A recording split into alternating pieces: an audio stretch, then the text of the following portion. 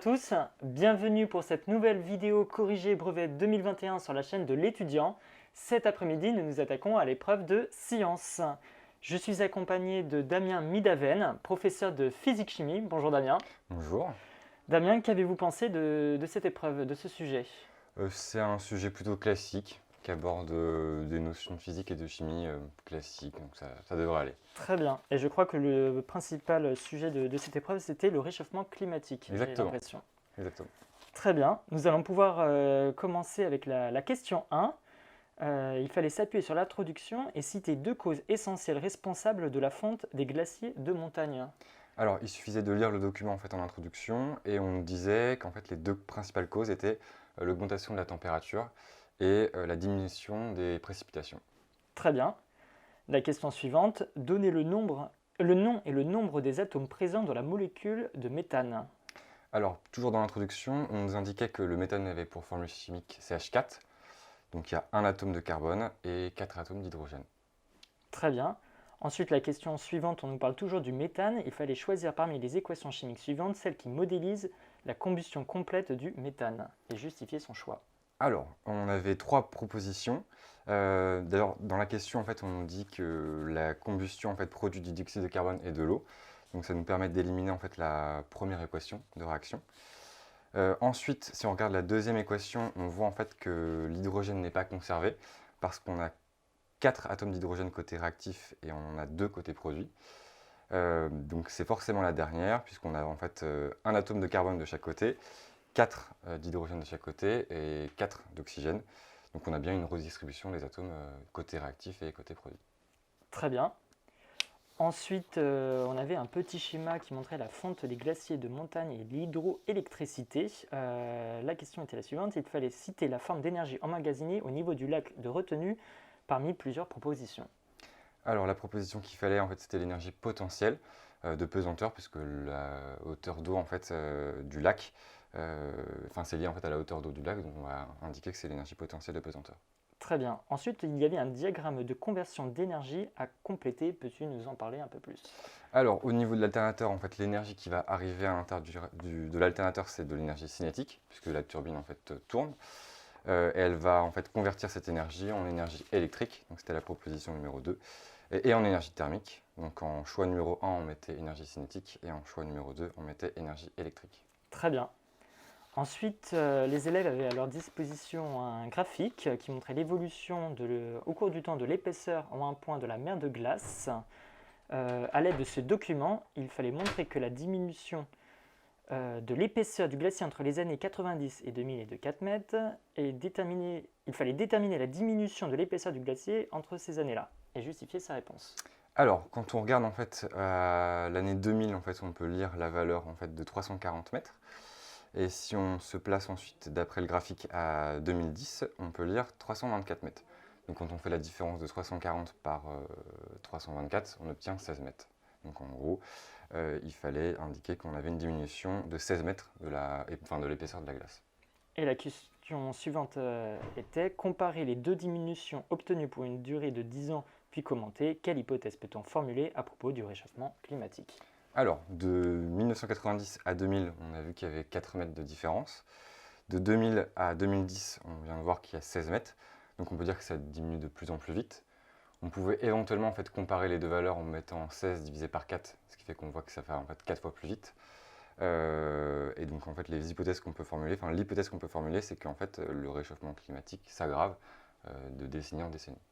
Très bien. Et la dernière question de l'épreuve de physique-chimie, à l'aide d'un petit texte qui présentait la vitesse d'écoulement de la glace de la mer de glace dans les Alpes, il fallait établir le raisonnement permettant de calculer la vitesse d'écoulement de la glace de la mer de glace. Alors, c'est une question un peu calculatoire. On avait en fait à identifier, dans un premier temps, en fait, la distance qu'allait en fait parcourir le glacier.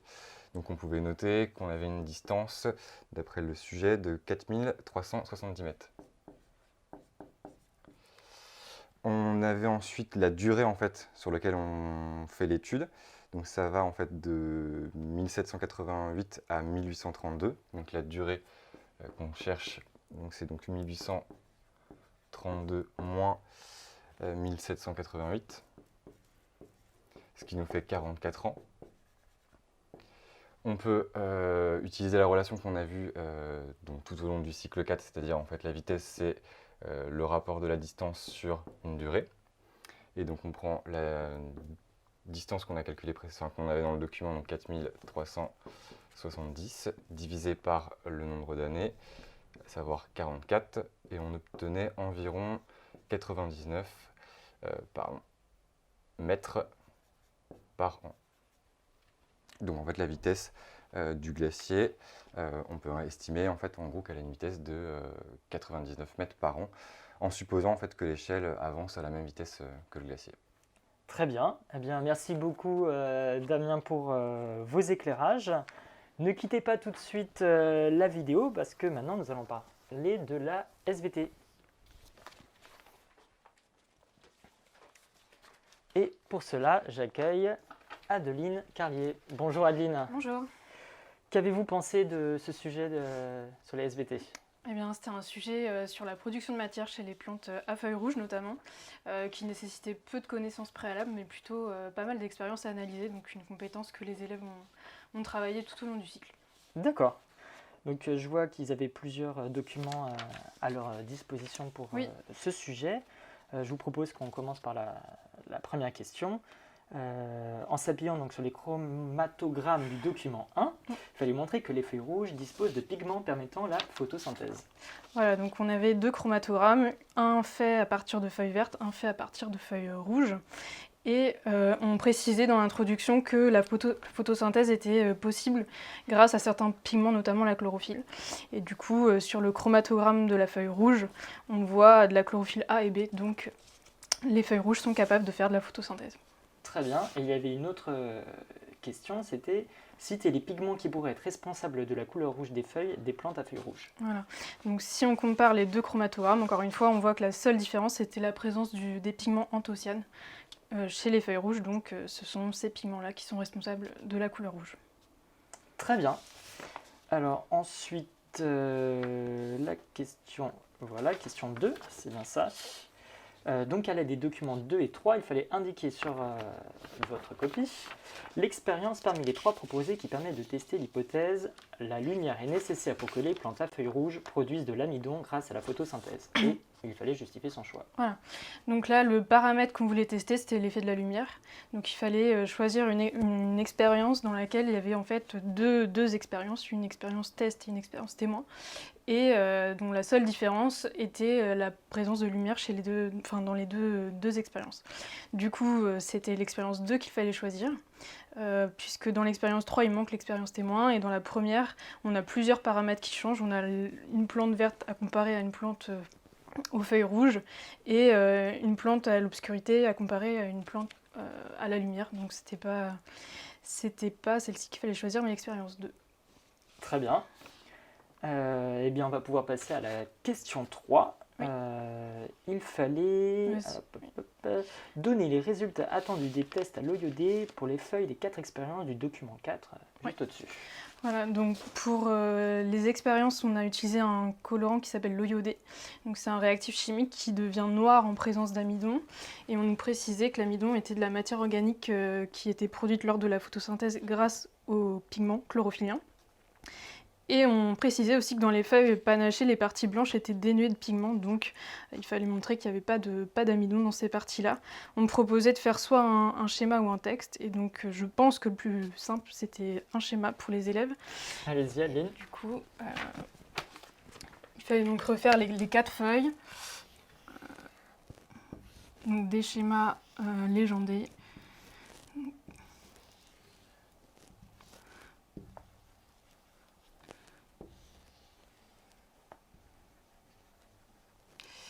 Et du coup, avec le réactif à l'eau iodée, il fallait montrer que les parties ayant des pigments, de la chlorophylle, produisaient de l'amidon, donc étaient colorées en noir-violet, tandis que les parties blanches, dénuées de pigments, ne produisent pas d'amidon.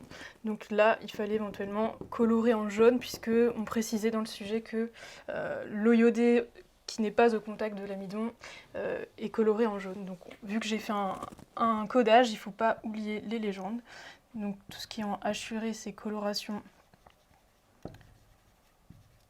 noire.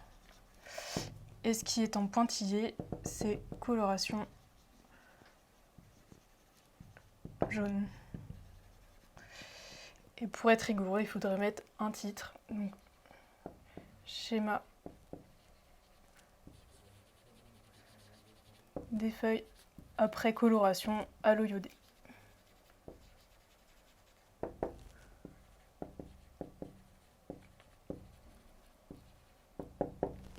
Très bien. Et il y avait une autre partie de la question à répondre. Il fallait expliquer la production d'amidon ou son absence dans les différentes parties des feuilles.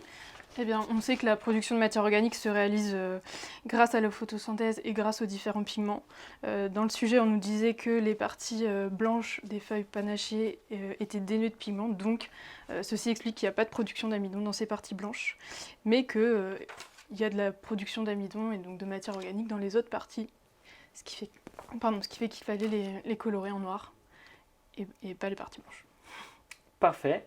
Eh bien, merci beaucoup Adeline pour toutes ces explications. Merci beaucoup d'avoir suivi cette dernière vidéo corrigée brevet 2021. Je vous invite à retrouver toutes nos vidéos sur la chaîne de l'étudiant et je vous dis à très bientôt.